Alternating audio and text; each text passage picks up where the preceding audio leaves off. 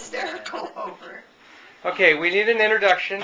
Okay, would you like me to do the introduction? Yes, please. Yes, Introduce yourself. This is my sister Maxine Gurney, and she's 88, and my name is Jean Ballin, and today is my 83rd birthday.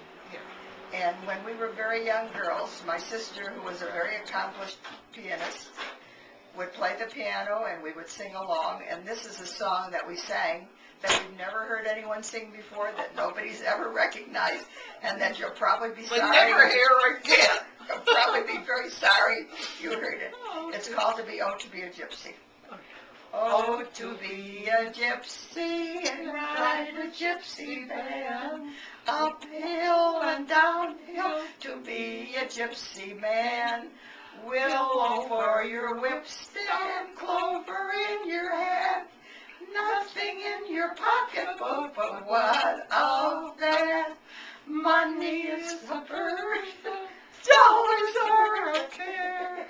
Gypsies wander, wander everywhere. Uphill and downhill, gypsies let us roam.